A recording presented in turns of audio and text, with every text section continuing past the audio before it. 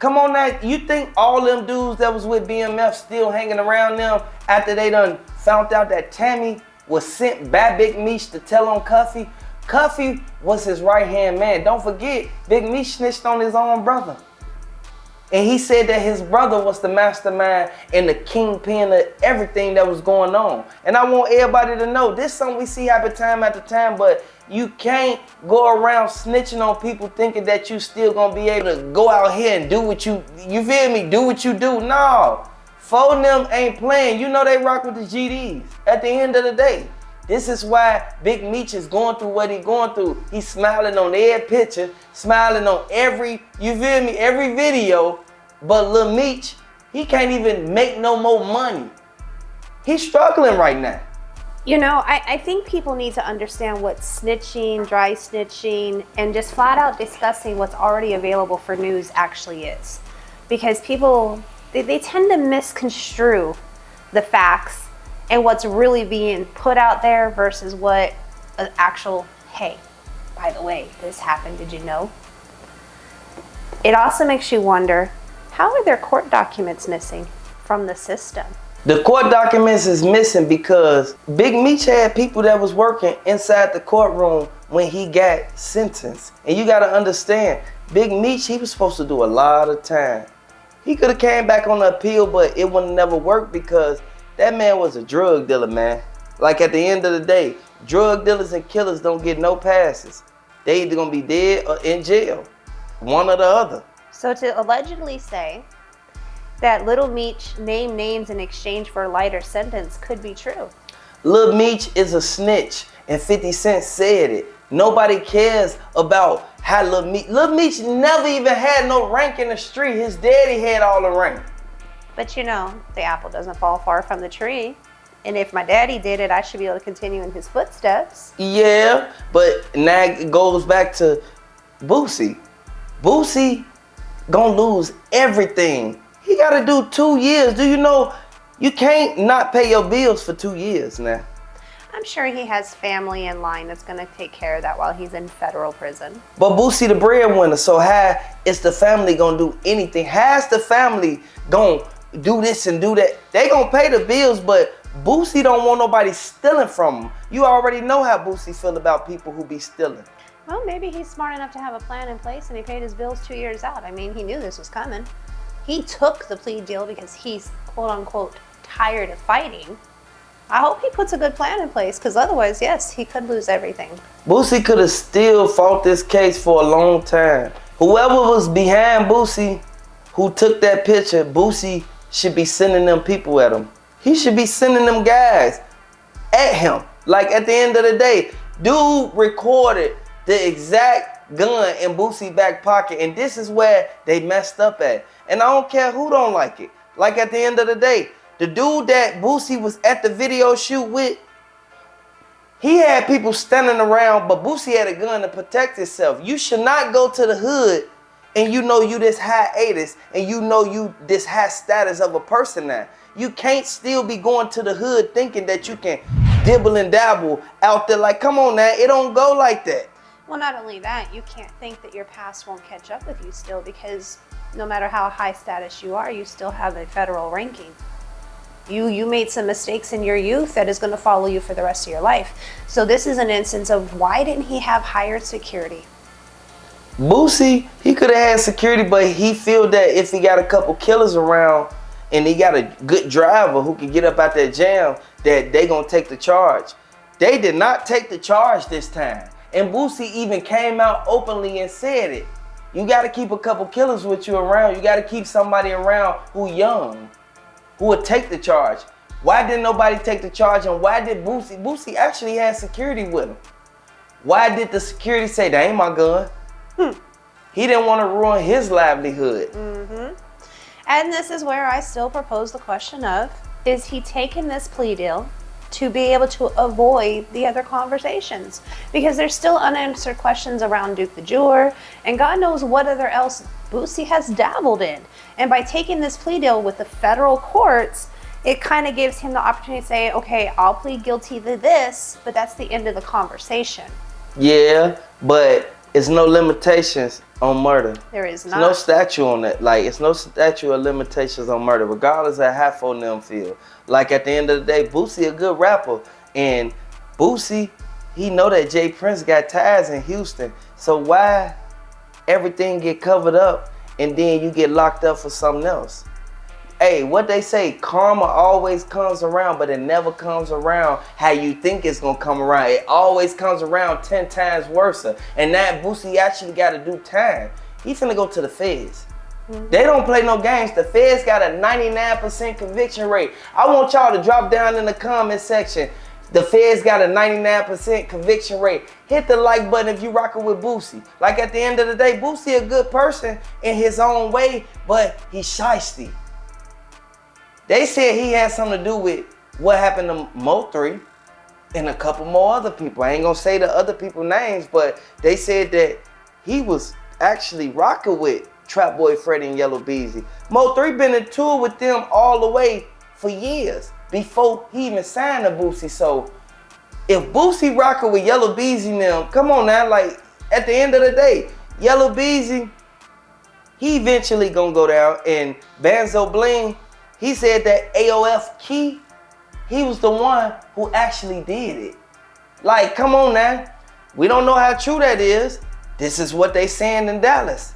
They said AOF Key, they got their own little clique, and they be rocking with Jose Bodega now. Like, come on now. This is what they saying. They own people telling. They own people snitching. Like, come on now. You can't make this up. Absolutely not. And so then it brings up the question of why, since the Duke the Jeweler's passing, has his nephew just vanished? His nephew, he's staying low key. He commented on one of my videos and he said that he ain't had nothing to do with it, but he been saying that for years. He been saying that ever since Duke the Jeweler got sent up. We know who had something to do with it because they had cameras there. They followed Duke outside and they did that to Duke and they took everything. They even went in Duke the Jeweler pockets. Like, come on now, they bogus for doing that, knowing that Duke the Jeweler was out there to sell Boosie some jewelry. That's it. Just like Boosie said out his own mouth, he was out there to sell him some jewelry. So why was he shooting dice if he was only out there to sell you some jewelry? Why was he at your concert? Why did Jay Prince Jr. do a whole interview, him, his daddy, and his brothers? Said they ain't had nothing to do with it. They ain't know what was going on. They ain't even know the dude, but you in there shooting dice with him. You think Duke the Jeweler name didn't get brought up and they ain't say nothing about he from Chicago? Come on now. Like, it doesn't make sense. It doesn't add up regardless of how they put it. R.I.P. Young Dolph, R.I.P. Mo3, R.I.P. Duke the Jeweler. Because Yo Gotti, he got something in store for him. He knocked his own brother off. And you know what happened with Young Dolph. And rest in peace. Thankfully, they have finally, Getting down to the bottom of it. given that family some peace, because you can only imagine what they've gone through over the last few years. But now it really does. Like, there's still yet another one. Yo Gotti, wow, like your own brother. Your own brother. He knocked him off. Well, I ain't gonna say knocked him off. He got Big Jip killed because he didn't want everything to come back on him. Now, Yo Gotti is at the grounds to be able to say, oh, it was my brother who did it. They got Big Jip truck on footage right in front of Makita's. It's explainable. Like people is saying that Big Jip was right there when all them dudes hopped out that car and did that to Young Dolph at Makita's. They did it at a cookie shop. They did it at a cookie shop, broad daylight. They couldn't have got Young Dolph in that area at no other time. No. So that was the perfect timing. Who else was able to get out on Young Dolph? Well, and it really makes you wonder because that wasn't a planned stop in his day. That was not on his agenda. He had went there to get some cookies for his mama. And they already had it planned out as if Young Dolph told somebody that he knew. And this is, look, this is my opinion right now. Young Dolph, he told these people that he was just going to the cookie shop. You feel me? Like at the end of the day, Young Dolph from Chicago, Duke the Jeweler from Chicago. Young Dolph told them that he was going to a cookie shop for one thing, to get cookies and leave. Who did he tell? Exactly. Who did he tell? He sure didn't tell Yo Gotti and Big Juke them. He didn't tell dude them that hopped out that white car. Or that, or he's being followed the whole time. Like, are they? He could have been being followed, but who knew that he was gonna go there? Big Juke was already waiting right there. So you mean to tell me Big Juke following him in the Bentley truck, in the all-black Bentley truck? I mean, we've seen crazier things happen. It's not unfeasible for that to have occurred. Young Dolph drove a very distinctive vehicle. Yeah. They could spot him anywhere from town. If I remember correctly, he was spotted at a gas station. Yeah, he was at the gas station. His brother was in the passenger seat. And it put everything into movement. So they spotted him at the gas station. They could have followed him from there. What would be the coincidence of them all being in that physical area if they weren't following him? He was there to do a turkey drive. He wasn't there for no other reason. He wasn't having a concert. He wasn't, just in town to see family. He was there to give back to his community like he loved to do. So you mean to tell me that it's all just, we're gonna ride in the Bentley truck in the Benz. They was in a Bentley truck that cost hundreds of thousands of dollars. I mean, these people obviously don't care about how much they make considering the actions they take. But so if that's not the theory. How did they know Young Dolph was gonna be in that area? And who in his own circle gave him up? Exactly, because wasn't nobody answering the fucking phone. Nobody was answering the phone at all. Nobody. Key Glock ain't answer. Big Moochie Grape ain't answer. Kenny Money ain't answer. And Snoop Bands ain't answer. Why was Young Dolph blowing Snoop Bands up? Snoop Bands said that he was at a barbershop. Did Snoop Bands give up Young Dolph? Because I don't think Key Glock gave him up, because Key Glock would have been with him. Well, then You think they didn't want to get Key Glock? And Key Glock is his right-hand man. Key Glock is around Young Dolph more than anybody. Well, and it really makes you question too, what made him the target? Was it his independence? The fact that he refused to sign contract with them? Wasn't it a $20 million contract? He said nope. They said that he was trying to sign a contract. Well, he didn't want to sign a contract with Yo Gotti. He didn't want to sign with nobody because he believed he could do better independently. And he was trying to teach the young men of his community to do independently. That's crazy, because they said that Young Dolph rode to that neighborhood. He don't live over there. He just went to go get cookies for his mama. They said dude and them came from Covington. Like, come on now, you know how Memphis is. And if you go from Covington to Airways, it's a little distance. But all towns and cities is right by each other. Right by each other, like a hip hop and a freeway away.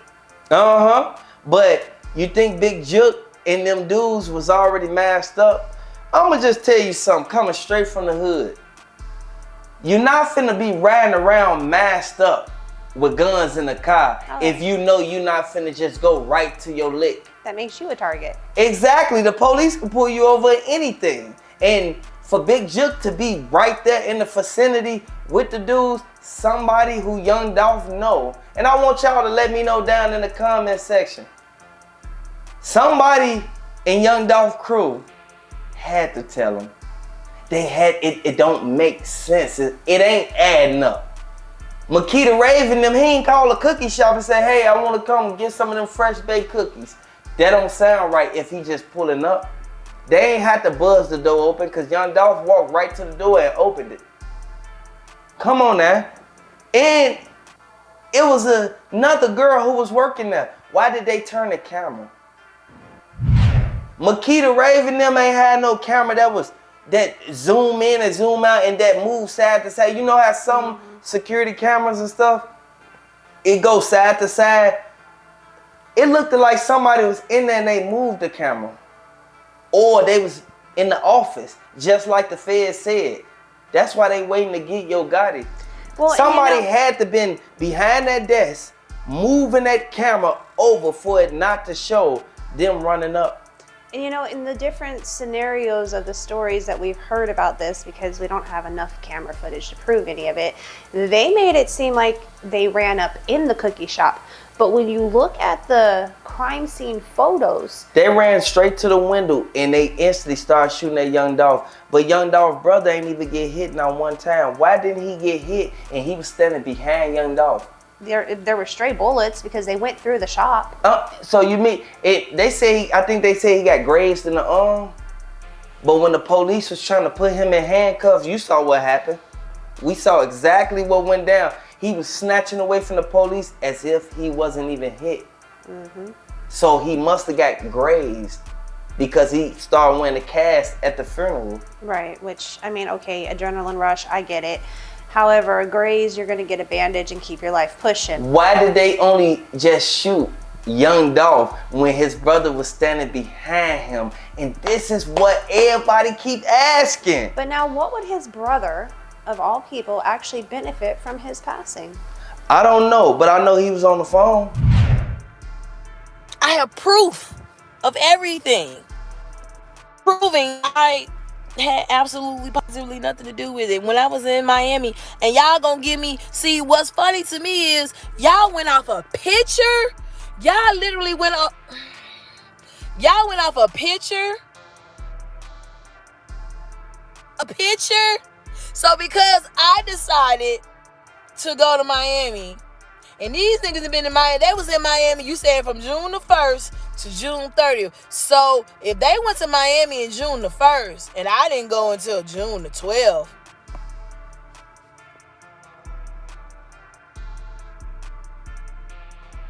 how does that put me with them?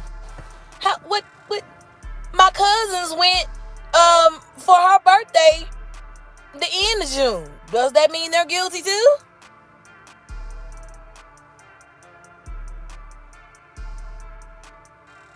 Motherfuckers go to Miami all the time. How does that? It's the fact that, you know what? And I don't even blame the block. Bruh. I swear to God, I don't blame the bloggers no more. I can't even blame the blog. Not even the nigga that stay in the hotel that's been in the hotel this whole time. I understand, AK-47. I understand, brother. You don't have anywhere to go. You don't have anywhere to live. You live in a fucking hotel, bro. You need this money, bro. YouTube is paying you, brother. You need this money, bro. This is the only way you can pay for your hotel room for another week. I get it. You gotta come up with something juicy. Mm-hmm. He was on the phone. He was distracted. But who was he talking to on the phone? Mm-hmm. But who was at the cookie shop? You mean to tell me a business leave a girl just in there by herself running the whole shop? You mean to tell me that only the cashier running the whole shop? Where's the baker? They're fresh baked cookies, if I remember correctly. So this is a shop that, okay, Young Dolph frequents. We know he likes to go and get cookies for himself, his mama. He's got 2 flavors he enjoys. We know that according to Makita's testimony, he pops in, says hello, and keeps it pushing. So if you want to do a mathematical breakdown, he would only been in there less than 5 minutes. So how close were these shooters to be up on him in the matter of less than 5 minutes? How did they know he was going to be in that area that time of day? That's the... If you from the hood, you know. It's a setup. It's always a female. He was there for a turkey drive. He was there for a turkey drive, but wasn't no U-Haul out there that day. Wasn't nobody standing outside. The parking lot was empty. The only car that was right there was that white car. Mm-hmm. Come on now. It leaves a lot of unsolved questions, and it's very unfortunate. But I mean, just like with Duke the Jeweler and Mo 3, there are a lot of unanswered questions behind all of this. And there's really one person that's connected to all of them. Who? Boosie. In one shape, form, or another, Boosie has made a connection with all of these people. That's crazy. I never even saw Boosie and Young Dolph in the same room together, though. But think about it. In the music industry, they all cross paths. Boosie and Young Dolph. At one point in time. Oh, now it's all starting to. So even if it was a 5 minutes of fame That's type crazy. of thing, they've crossed paths. Could Boosie have in any way orchestrated all three of these events? You never know. I don't think Boosie did that though. I'm It being seems a honest little with you. far-fetched. It seemed like you reaching. But and I'm It not seemed- even, it I'm not seemed even like trying you're to reach, reaching but right it's now. like it's really trying to just pull together like what is truly, and this is the question you have to ask. It's not pointing a finger, it's breaking down the puzzle. Who could have been involved in all three of these? All three of them are great rappers. All three of them impacted their community in a positive way. All three of them, well, I can't say all three of them were great rappers because Duke was a jewelry maker, but he was involved in the industry making jewelry for the rappers. Yeah. He has his involvement. Why? Duke the Jeweler from Chicago, Uh-huh. Young Dolph from Chicago. Duke the Jeweler got sent up being around Boosie Uh-huh. and Jay Prince. Black Youngster is tied in with Jay Prince. Okay. Wait. And then where does Trap Boy Freddy, Yellow Beezy, Rainwater? What did they get out of it? That's the question that need to be asked. What did they get out of doing that to Young Dolph, Mo3, Duke the Jeweler? Because I honestly don't see anything out of it. If anything, it seems like it would have negatively impacted their careers. You don't hear about a lot of concerts anymore, record albums being released. I think Yellow Beezy, He dropped a song with Lil Wayne. and that's about it. Yo Gotti's like completely disappeared off the map. Yeah, they said he in Bali, and that's what his attorney said. You know, he did that one last concert right after his brother passed, which I was surprised he even did that because what was days later? Yeah. And he never spoke about his brother's passing. Nah, he never spoke on it, or he never said that he want to get back or nothing. A person who don't say they want to get back, sometimes in most cases, a person who don't even speak on it, they got some up their sleeve, but sometimes they don't speak on it because they had something to do with it. Exactly. For the type of person that we're talking about here and the, you know, environment that they usually conduct their business in, you expected retaliation. Yeah. It was expected. People expected the streets to be turned upside down. It was expected. And instead it's been dead silent. Yeah. Nobody really wanted to touch on the topic, but we know that Boosie, he going down for something, and that's the pistol. But karma never comes back around how you want it. Rainwater got locked up for you feel me, for making a false report. What Duke the Jeweler, his case still ain't solved. Nope. And this is a whole homicide. Mo3's is only kind of solved. It's kind of solved. Yellow Kinda. Beezy got jammed up 3-4 years later. And I still don't That's think a long time. Oh, and he out on bond for a body. I was gonna say, I still don't think that that's the full story. I think there's more to that. They said AOF Key did that to Mo3. They said the tattoos on his neck, it matched. They said he had on a mask, but everybody wear those masks. They do. But now, was he the hired man in? You never know. Because, you know, one thing we do know about these gentlemen, they don't pull the trigger themselves.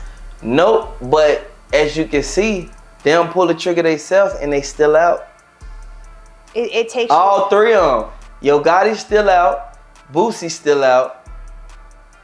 Yellow Beezy's still out. And the other people is gone. And everybody got clear, good knowledge that they had a murder for hire. I think, do you think that murder for hire is worse than actually pulling the trigger? Or which one, do you think that, like, I don't know, it's kind of a tough one. You know, I think that's gonna, I mean, there's obviously the legal answer, but in a matter of a personal opinion, that's plotting, planning, pain. Premeditated? Premeditated, exactly. So premeditated murder versus me just walking up to you and pulling the trigger. I might get off on a moment of insanity had I just walked up to you and pulled the trigger, but premeditated murder, people do time. Yeah. Period. Yeah, and they got a history of beef. It's all on the internet. It's all on the web. Like, I mean, and not just these gentlemen, not just these cases. There are so many over the last 15 years, shall we say, spanned, that we have seen, watched, that are unsolved. We have it to where they've premeditated, to where it's been a whole gang involved, to where it's been murder for hire. It really questions, would I want my kid to get into this industry? man. Like, is this really a way of life? Because it doesn't just seem like it's about the music anymore. No, it's about what you can get out of certain people. Young Dolph had it going on. Mo 3 had it going on. Mo 3 knew how to sing and rap. Yeah, but where is he today? He's talented. He was talented. Very. R.I.P. to Mo 3, R.I.P. to, man, Duke the Jeweler, R.I.P. to Young Dolph, because these are three people who had something going on, and it was somebody that took them out. Boosie took, I ain't gonna even say Boosie. Boosie Shooter, the nephew. He took out Duke the Jeweler. Yellow Bees, he paid AOF Key or Banzo Bling to do that to Mo 3. Damn, Nick ain't get on the fucking freeway. And Law got the freeway blocked off all the way on Polk, dog. The fuck they got going? Run up the cake. Why was the cake? Nigga shot at me, ain't nobody say. Could've hit me in the head. Guess he was scared. And Yo Gotti paid Big Jook and the rest of them, Justin Johnson, and you feel me, Shondell Burnett, and the list goes on. But with the Young Dolph case, Glorilla was in the middle of all of it. She was about to sign to Young Dolph before she even signed to Yo Gotti. And if I remember correctly, and I might be mistaken, but just recently, was she not in the news for like having narcotics in her home? Karma never comes back around how you think it is. It always comes back around 10 times more. You got to watch the people you keep in your circle, because you can be on the best path of your life and it just comes and it's gone. Your families are the ones left crying. Your kids are the ones left parentless. That's crazy. Your spouse is the one left without a spouse. And these people literally are moving on with their life, but where they think they got away with it, the universe never fails. Yeah, it always comes back around. And the feds got a 99% conviction rate. Man, hit the like button if you think that they set up Mo 3. Hit the like button if you think they set up Young Dolph and Duke the Jeweler. Because at the end of the day, we know that everybody had it going on. They all had their own motion. Like, regardless of how they feel about it, it's the truth. And this coming straight from the people who was around when all that happened. I know people were associating me with that Duke the Jeweler situation because I went to Lil Boosie pool party and he happened to be there and he happened to be standing on me. I mean, right next to me. The truth is, I never met him before. I had no idea who he is. I didn't even know he was a jeweler until after his passing. And then the night of that game isn't the night that he got killed. He got killed leaving Boosie concert the next night because somebody tried to rob him. So, you know, the internet play internet games. But this is a situation with a dude that I didn't even know. I ain't know his name. I had no knowledge of him. I ain't know he was from Chicago. I ain't know he was a jeweler until social media started trying to point a finger because he was standing next to me, and it's just unfortunate that something transpired after another dice game. But neither incidents had anything to do with a dice game. Come on now. Can't blame them. They told on themselves. Absolutely. Boosie tried to pay his way up out of it, and Jay Prince Jr. now, you feel me? They did interviews and all type of stuff just so their name won't get put in. Who did it then? A random person? There's no way. There's no way.